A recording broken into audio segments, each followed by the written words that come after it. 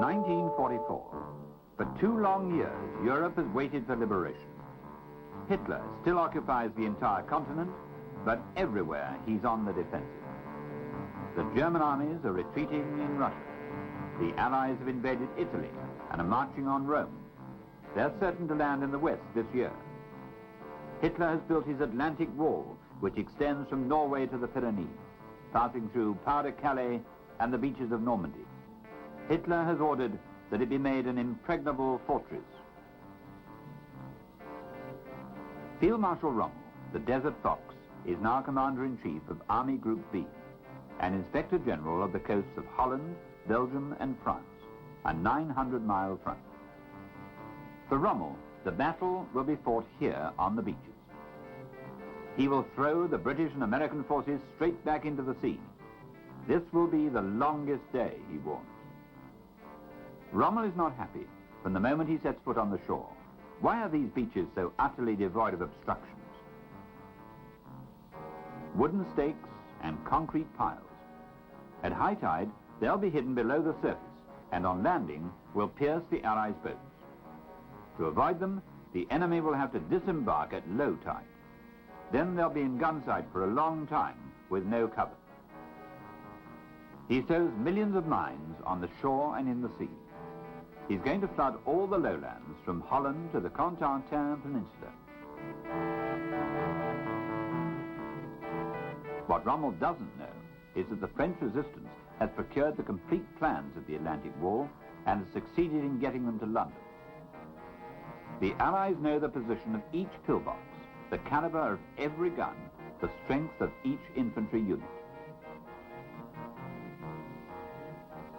At the Casablanca conference, Roosevelt and Churchill have agreed to continue the war until the unconditional surrender of Germany. Churchill wants to attack in the south through the Balkans, with the political motive of reaching Berlin before the Russians. But at the Tehran conference, Roosevelt and Stalin insist that the landing should be from the west. The second front that Stalin had wanted for the last 2 years will start on the Atlantic coast somewhere in France. General Marshall, Chief of General Staff, is the leading planner of the American Army. He wants to command the operation on the Western Front himself. But Roosevelt, considering the war in the Pacific and Japan as well, is against it. Marshall offers Roosevelt one of his personal staff, Eisenhower. On Christmas Day, 1943, Eisenhower becomes Commander-in-Chief of the Allied Expeditionary Forces in Europe. In effect, the stage is being set for the beginning of the great and crucial test all over the world. I have complete confidence that the soldiers, sailors, and airmen, and all the civil populations of the United Nations will demonstrate once and for all that an aroused democracy is the most formidable fighting machine that can be devised. Eisenhower has installed his general staff at Southwick House on the English coast. 4 are English and 3 American.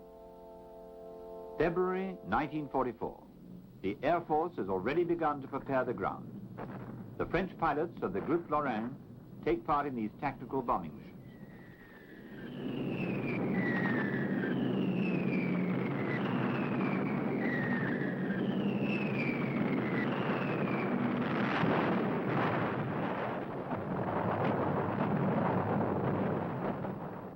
In 4 months, 6,000 planes make 22,000 sorties and drop 76,000 tons of bombs on occupied France. Between the Seine and the Loire, all crossroads, railway stations and bridges are being systematically destroyed. This will prove fatal to the movement of German armor in the battles to come.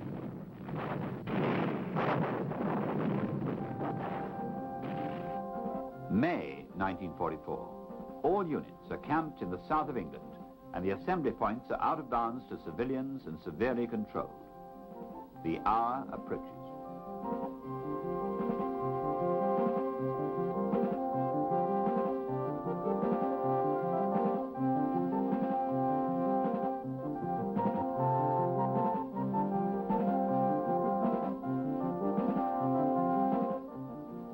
Rations are distributed and occupation money in francs So the landing is going to be somewhere in France. But where? The soldiers will now depend on their training and their weapons to see them through. Both will have to be as sharp as possible to defeat the experienced German soldiers waiting on the other side of the water. There's plenty of time to write long letters to parents in Sussex or Oklahoma, the last perhaps. Censorship. For several days, even ambassadors are unable to communicate with their governments. England is cut off from the world.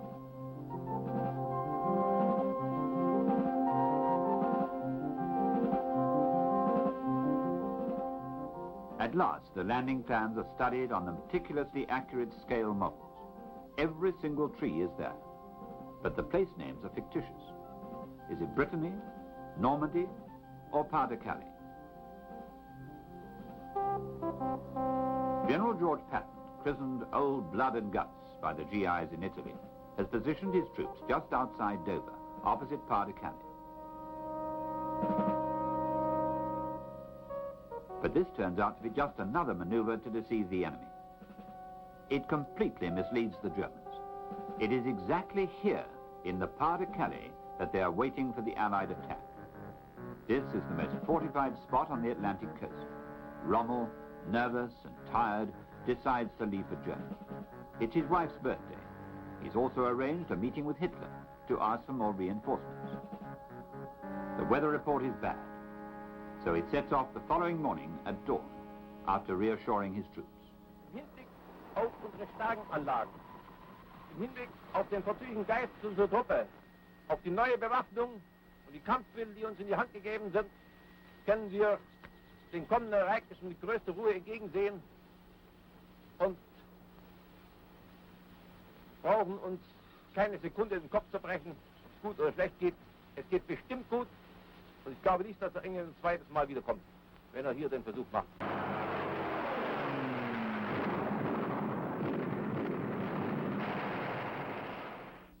Meanwhile, in the English ports, the troops have embarked. Loaded like pack horses, they've been issued with all equipment in triplicate.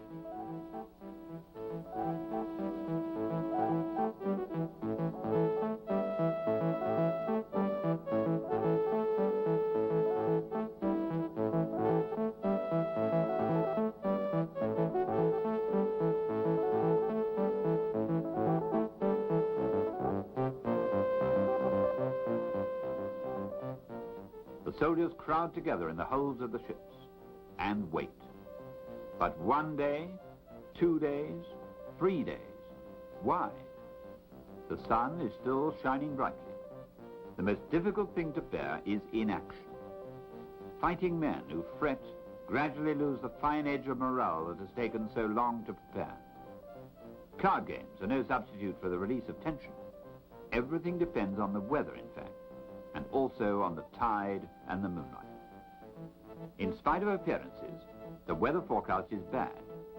They want to land on June the 5th, but have to turn back. The storm is too fierce in the channel. The 6th of June is still all right. The 7th is also possible, but the 8th will be too late.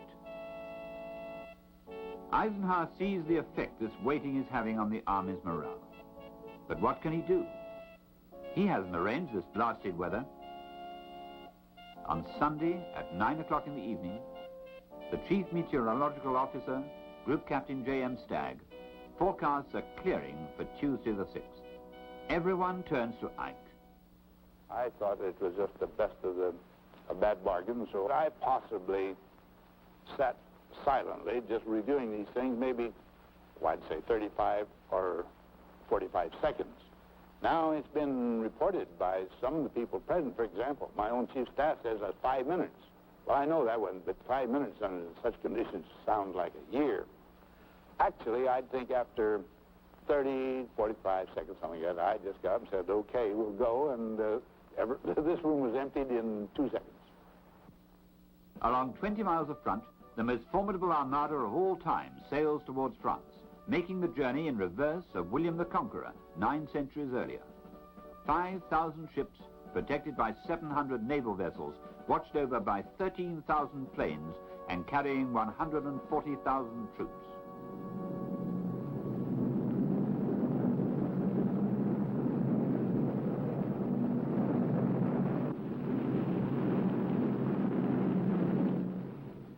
Out in the Channel, the storm hasn't died down yet. The weathermen had been mistaken about that.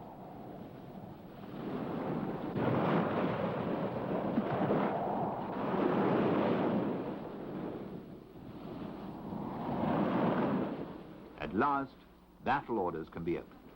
No, it's not Pas-de-Calais, it's Normandy.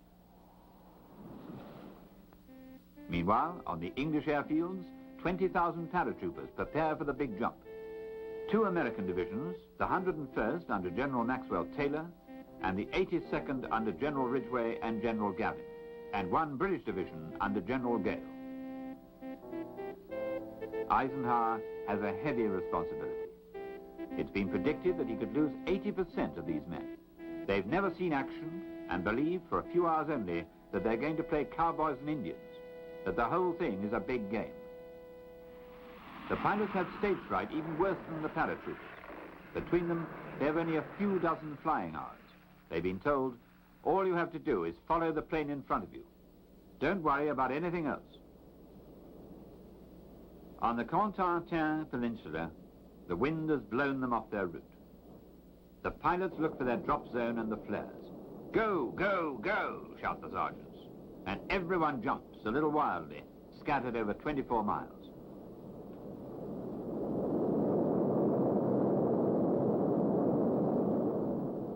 Every man falls where he can. In a tree, in a garden, in the marshes, where he drowns. By morning, a regiment of the 82nd has succeeded in regrouping and taking its objective, Sainte-Mère-Église. A third of the paratroopers have fallen in the little village square right in the middle of the Germans.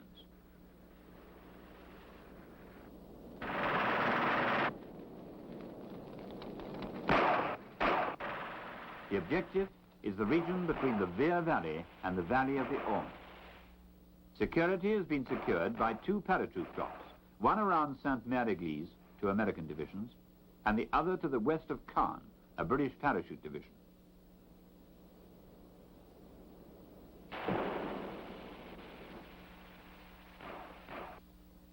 Since dawn, the planes and battleships have been pounding the beaches.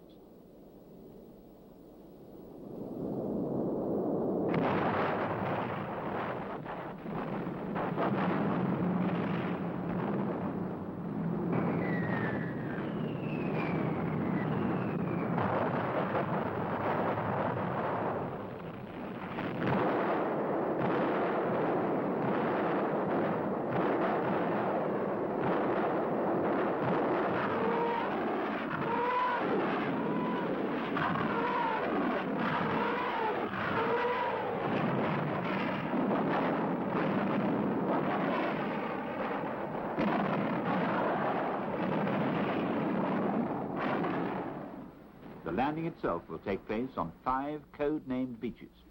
Sword, in front of Oistrom, a British beach. Juno, in front of Corsair, a Canadian beach. Gold, in front of Arromanches, another British beach. And 2 American beaches, Omaha and Utah. The first near Vireville, and the second in front of Sainte-Marie-du-Mont. Altogether, 9 Allied divisions with about 200,000 men. Opposite them, 9 German divisions at about the same strength. The Allies haven't therefore got superiority on the ground. Nevertheless, on Utah Beach, everything is going well. The first assault wave is commanded by General Teddy Roosevelt, 57 years old, cousin of the President. The Air Force has leveled the Atlantic War. Some German land troops, stunned by the bombardment, surrender without a real fight. And the Americans advance immediately inland to rendezvous with the paratroops at Sainte-Mère-Église.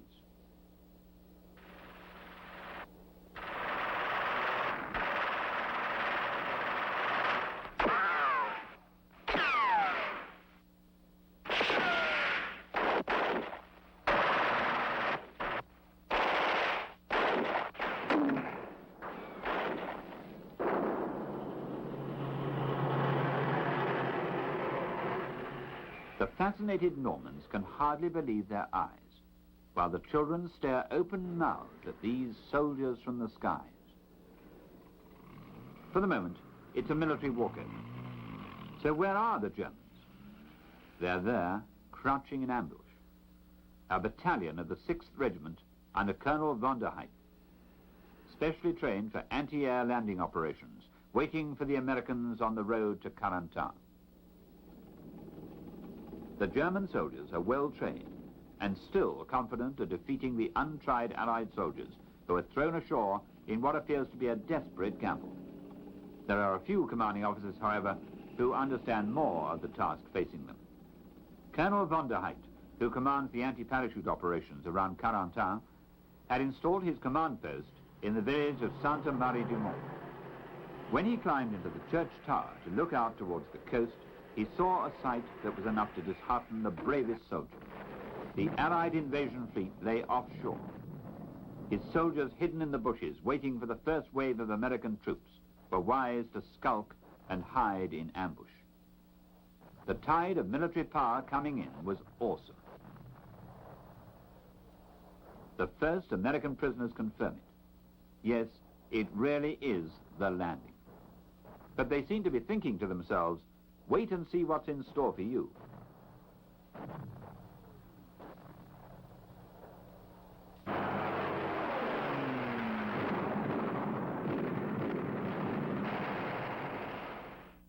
On the Omaha beach, all hell is let loose.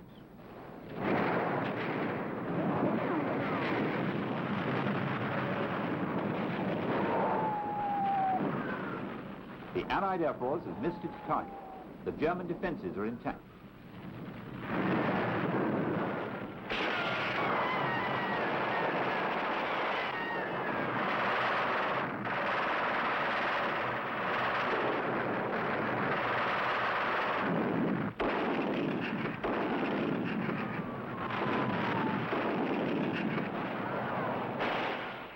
The first assault wave is stuck in the mud, but the others are already following. The second, third, and fourth. The tide rises. Thousands of men are crowded together between the sea and the cliff. The amphibian tanks have been put into the sea too soon. They're foundering, one after the other.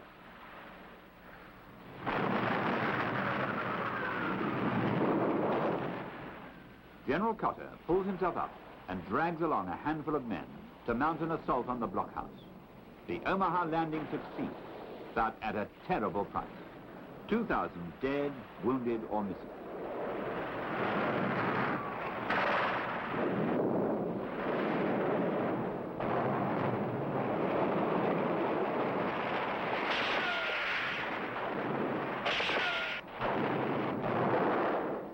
At Hawk Point, the 225 Rangers of Colonel Ruder scale the cliffs with grappling irons and rope ladders. Mission: to neutralize a long-range battery.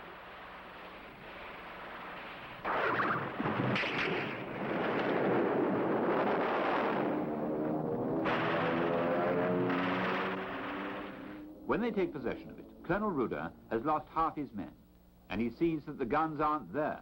They've been moved inland. For 48 hours, the resistance had been trying to inform London.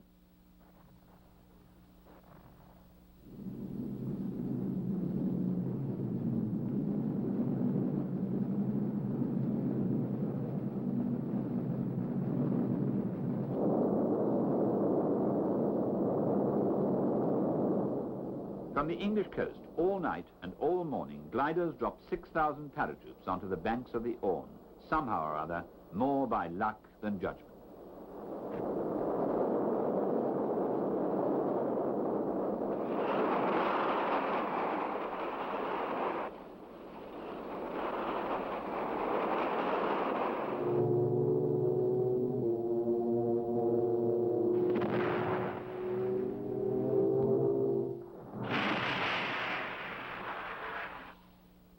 The mission of the British paratroops is to secure the bridge of Bennoville on the Orne.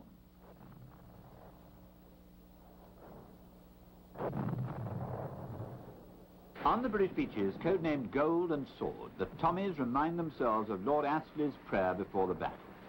My God, in a few moments I'm going to be very busy. I shall surely forget you, but don't you forget me.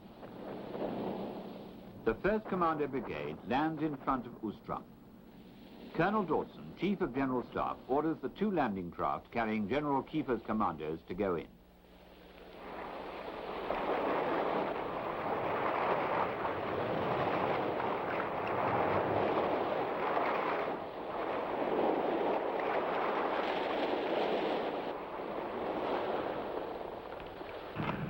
At the price of heavy losses, Kiefer's commandos take the blockhouse the Germans had built in the square of the Casino de Rivabella. Now they can carry on towards the bridge at Benouville, where the paratroops are waiting. At the head of the commandos is the youngest general in the British Army, already a veteran of Narvik and Dieppe. 30 years old, a Scottish peer, General Lord Lovat. With Lord Lovat was Bill Millin, his personal piper. 30 years later, Bill Millin returns to the bridge of Benouville to play blue bonnets over the border, as he had in 1944, when he marched alone over the bridge to pipe his defiance.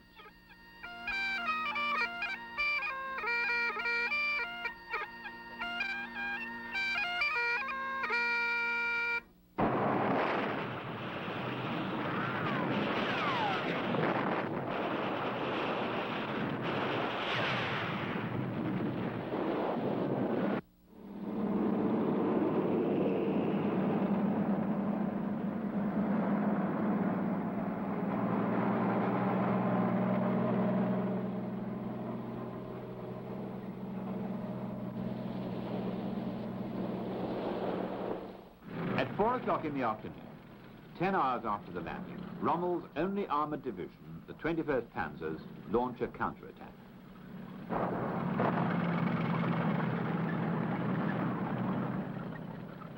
The Germans discover in their turn the attractions of the Allied equipment, the Jeep, which they enthusiastically adopt. At the end of the day, the 21st Panzers reach the beach at Luce-sur-Mer, the only Germans ever to do so. Rommel was right. It was here that the battle should have been fought.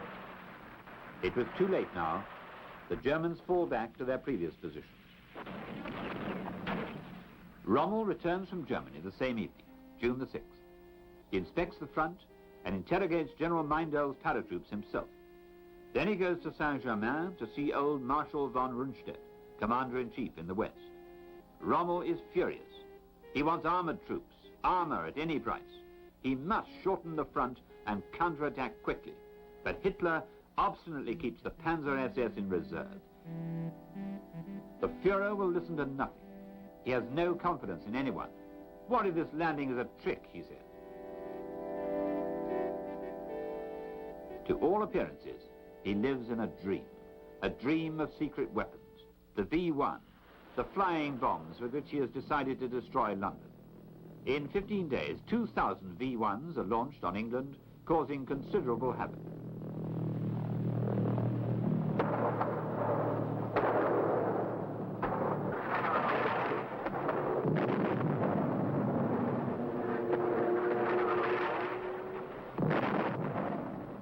But the British have experienced similar horrors before. It takes more than the buzz bombs to change the course of the war.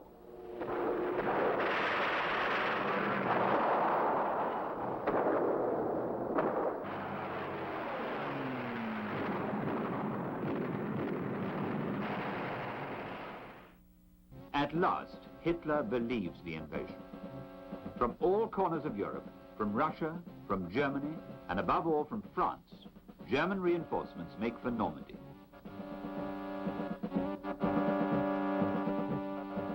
Il fait chaud à Suez, il fait chaud à Suez, repeats the BBC. That's the signal. The French resistance joins in the battle.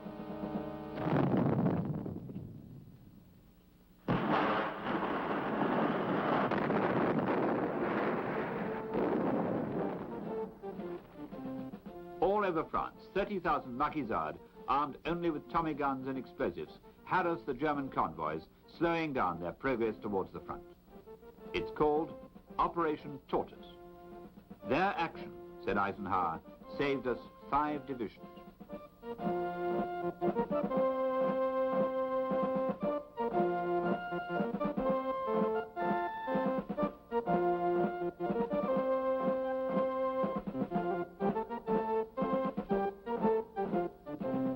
Revenge is swift and savage, and the Germans find Frenchmen, Darnan's militia, to help them kill and torture other Frenchmen.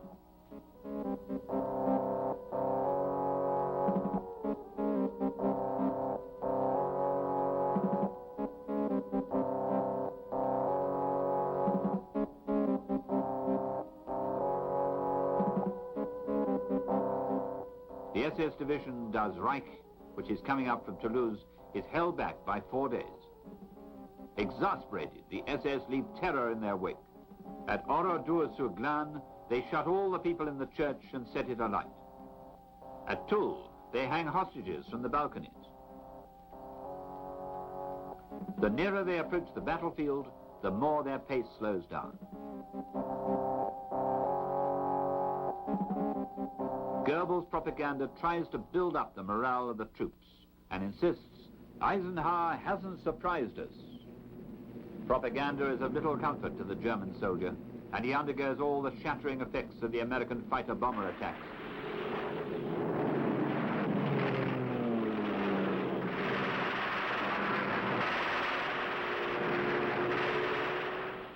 The German fighters are nowhere to be seen, and the Allied planes can carry out their strikes unopposed.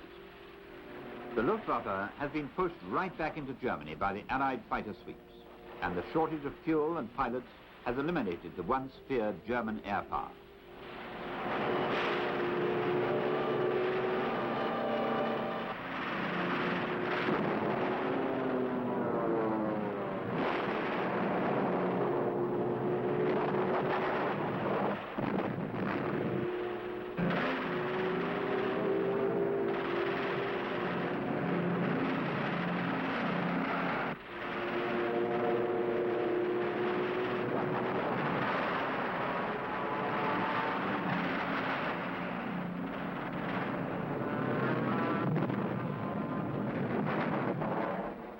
On the evening of June the 6th, the Allies haven't attained all their objectives. In the west, the link has been made between Utah Beach and the paratroops. Vierville, Omaha Beach, is closely surrounded by the Germans, and the British forces themselves are divided by the German counterattack at Luce-sur-Mer. Above all, Caen, the principal objective of D-Day, is still in German hands.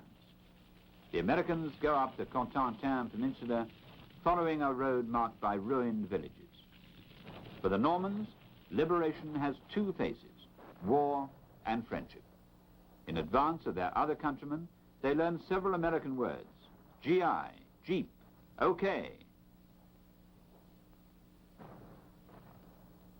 After the hard battles for Boulogne and Mondebourg, the Americans approach Cherbourg. The Germans have entrenched themselves there. Hitler has cabled, even if the worst comes to the worst, Cherbourg must be defended to the last man. All Germany is watching it.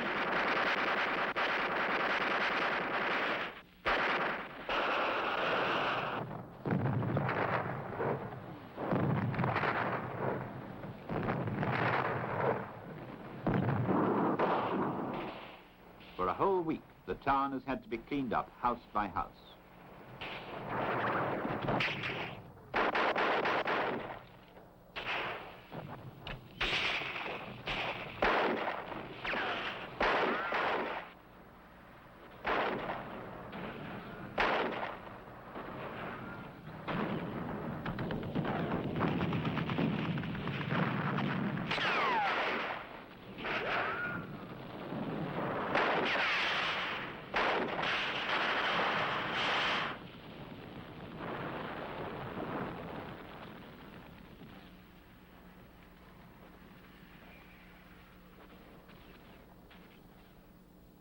The town has fallen, but General von Schlieben and Admiral Reinecke have locked themselves in the fortress with the rest of the garrison.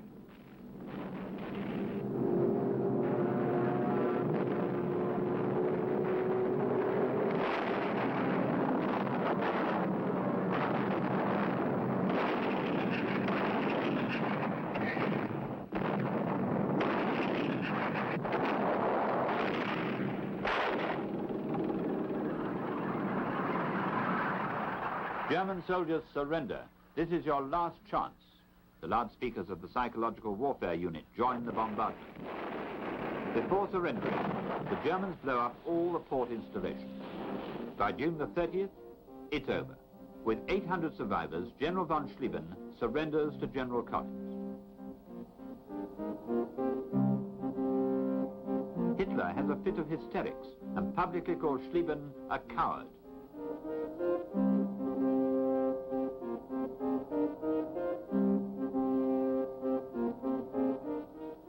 Cherbourg is taken, Cherbourg, of which nothing remains.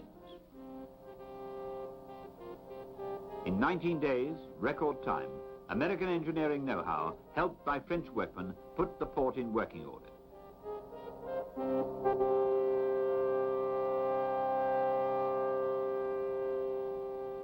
In 2 weeks, the Allies have already built 2 artificial ports, the Mulberry Harbours. Now the point of those enormous structures, made in secret in England, which followed the landing fleet across the Channel, becomes obvious. Dozens of boats have been brought over to form breakwaters. Old merchant ships are filled with cement and sunk. They are 200 feet long and weigh 6,000 tons.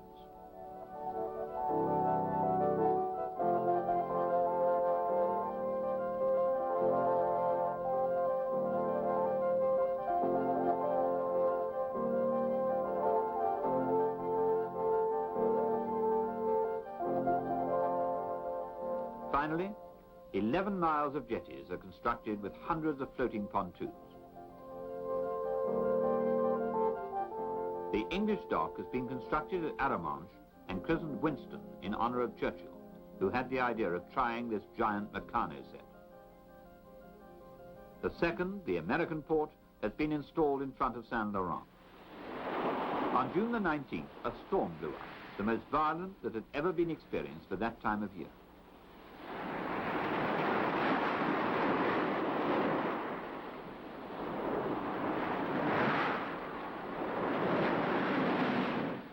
Eventually, the American dock had to be abandoned, but the British Winston held.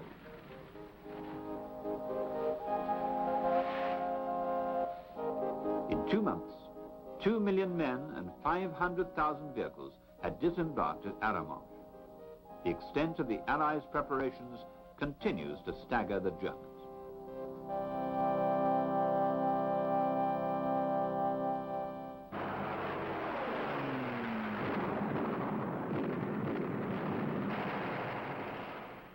One week after the landing, the Americans have constructed 45 landing strips in metallic mesh. They're erected in a few hours. From now on, fighter cover is immediately available.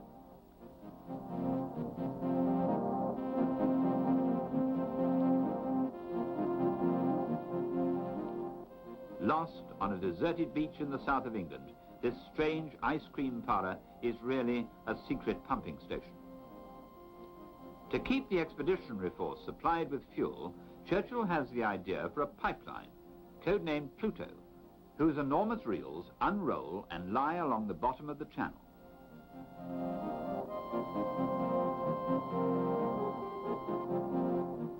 This pipeline will follow the Allied divisions right into Germany. For 4 years, Churchill has waited for this moment. For 4 years, he'd said to Parliament, "You ask me what is my goal? I reply to you with one word, victory." Now he had it. He wanted to land with the British troops himself. But when the King heard the news, he decreed, "Very well, if my Prime Minister is going there, I shall go too." It was the only way of preventing the old British Lion from going to war at 70 years of age. King George VI congratulates Montgomery in his turn. For Eisenhower, the diplomatist general, there is now a grave political problem, that of free France. Roosevelt refuses to recognize the provisional government of General de Gaulle and wants to install an American military administration in France, AMGOT, until the end of the war. Churchill is in a difficult position because he has always supported the Free French and realizes their importance to the Allied cause. De Gaulle has been keeping to himself in Algiers, away from the Allied planners, resentful of Roosevelt's hostility to his viewpoint and achievements in rallying the French nation. He cannot admit that the Americans would control occupied France in his place. It's a political crisis of the worst sort. If de Gaulle does not cooperate and the Americans do not accept his leadership, the Allied invasion will face unknown complications. In the end, de Gaulle makes his point. Eisenhower holds a long conference with him on the eve of the Normandy landings. The two men understand each other. When he sets foot on the Corsair beach on June the 14th, this gesture has a symbolic value too, political as well as military. For him, the only legitimate France is that which, like himself, refuses to accept defeat. Montgomery, who marks time in front of Caen for 3 weeks, decides on June the 26th to launch a big offensive, Operation Epsom. But the weather is overcast and the Allied planes are unable to take off to support the advance of the Sherman tanks. 5 armored SS divisions are waiting for the British attack. They are equipped with Tiger 48-ton tanks, armed with the famous 88 gun.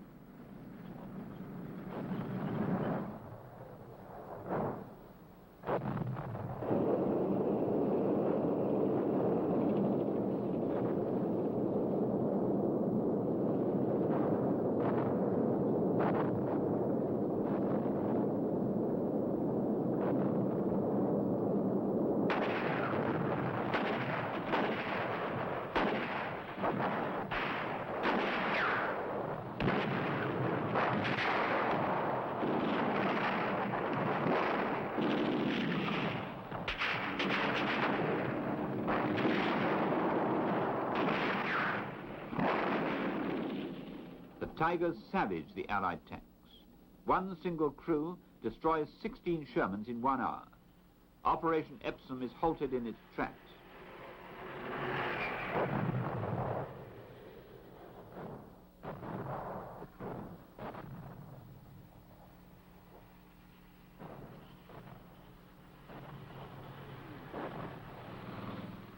The young recruits, turned into fanatics by Hitler, can still laugh. But the weather is clearing. Allied planes are airborne again. They attack the aerodrome of Carpiquet in the suburbs of Caen, which is held by the 12th SS Panzer Division. Rocket-firing typhoons pulverize the German positions.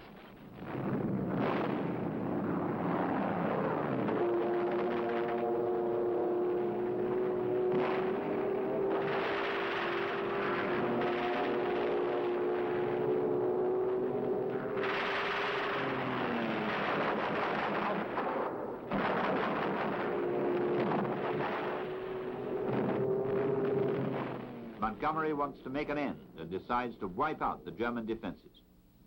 On July the 7th, he looses 467 heavy bombers on Caen before attacking the town from the front.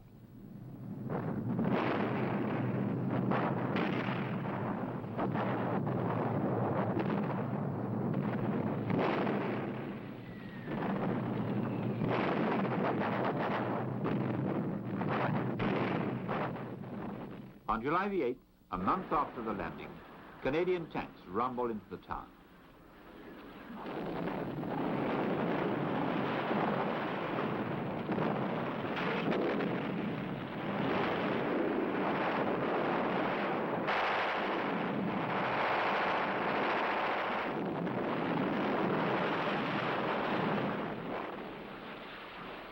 After 10 days of fighting in the streets, the British achieved the capture of Caen.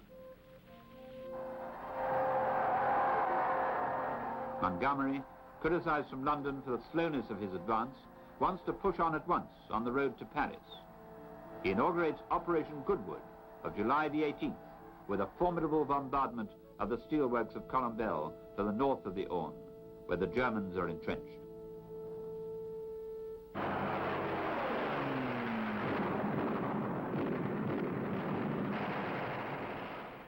The Cromwell tanks set themselves in motion at 5:30 in the morning on July the 18th.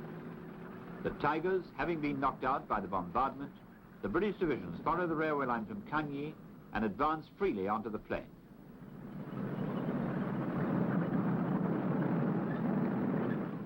Unexpectedly, they're shattered by the anti-aircraft batteries of the German 88mm cannons. The Germans use new anti-tank weapons like the guided Goliaths, and the rocket launchers imitations of Stalin's weapons.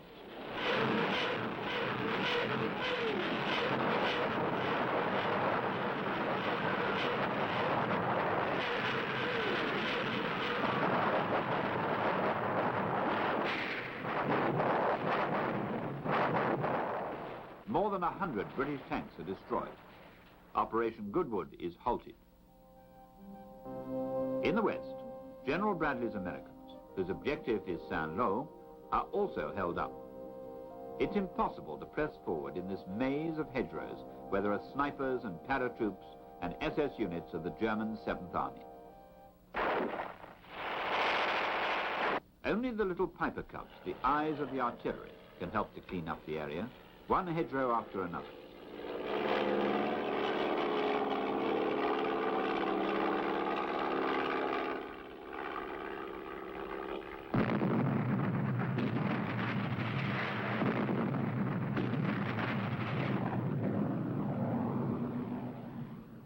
Even the tanks are caught up in the tangle.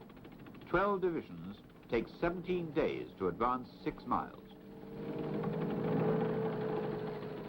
An American handyman, Sergeant Cullen, then invents a new monster, the rhinoceros. Using Rommel's iron stakes from the beach defences, he prepares spurs which are welded to the front of the tanks. Thanks to him, the armoured troops break free of the thickets and go forward again. On July the 18th, the Americans at last seize Saint-Lô. The first jeep to enter the town carries a coffin on its foot, draped with the stars and stripes. It's the body of Major Howie. He had sworn to be the first to enter Saint-Lô. His men have respected his wish.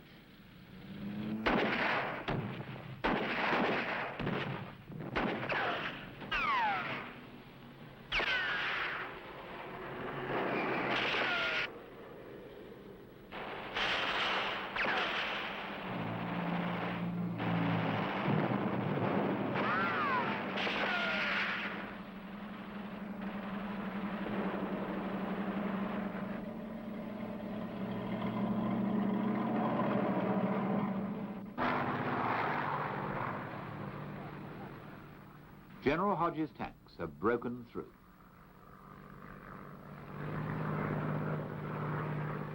Patton's army sweeps across the breach, and the advance of the armies through the liberated towns begins to take on an air of triumph.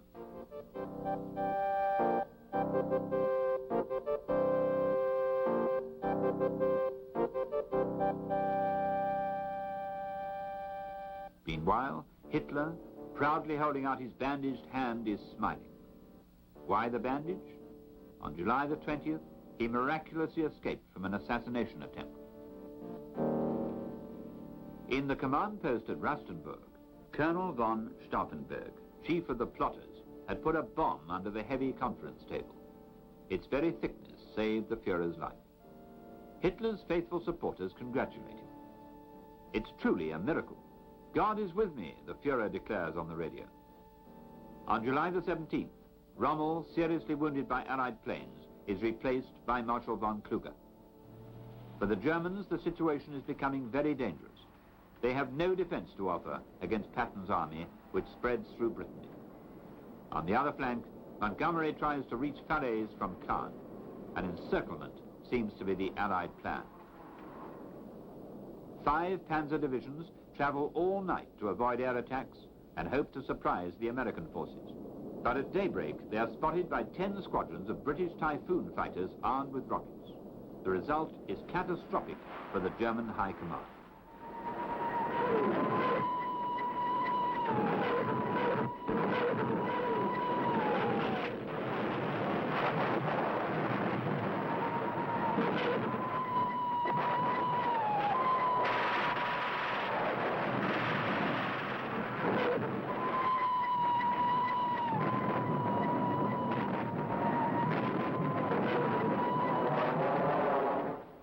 One 163 German tanks are destroyed. The Panzer SS are crippled. For the first time in military history, a powerful ground offensive has been stopped by planes alone. On the Normandy beaches, Allied reinforcements continue to flow in.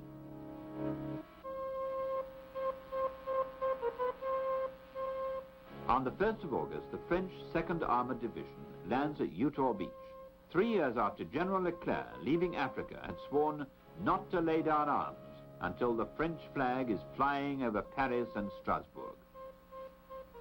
16,000 men, 410 tanks and 650 French guns joined the American armies in a vast turning movement towards the south. By a stroke of genius, General Bradley has the idea of encircling the remains of the 3 German armies, which were retreating towards the Seine. The British closed the pincers in the north. On August the 14th, covered by 1,000 bombers and 720 guns, 900 tanks launched an armored attack in the direction of Calais.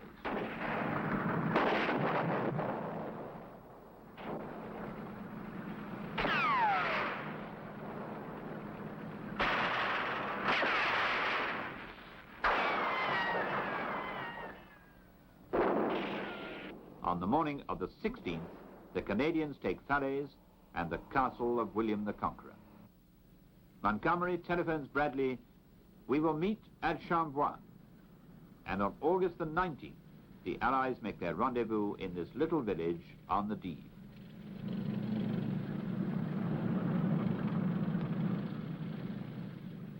Ten German divisions are caught in the trap.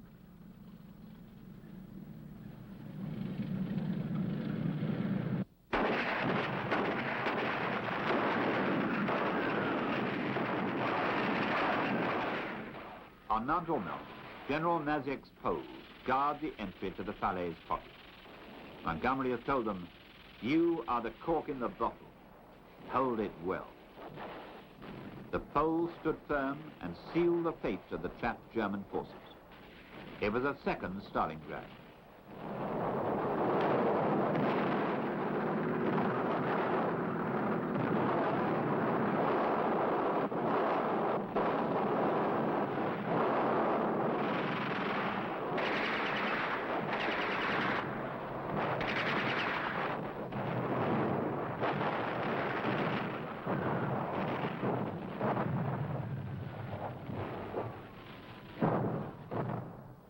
In 2 days, 2 German armies dissolved in the cauldron of the Falaise.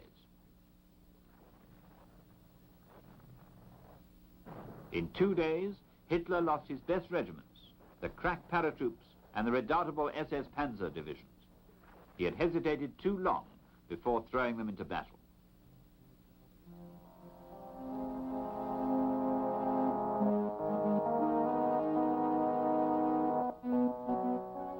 "200,000 dead, wounded, or taken prisoner." The Battle of Normandy had lasted 2 months and 15 days.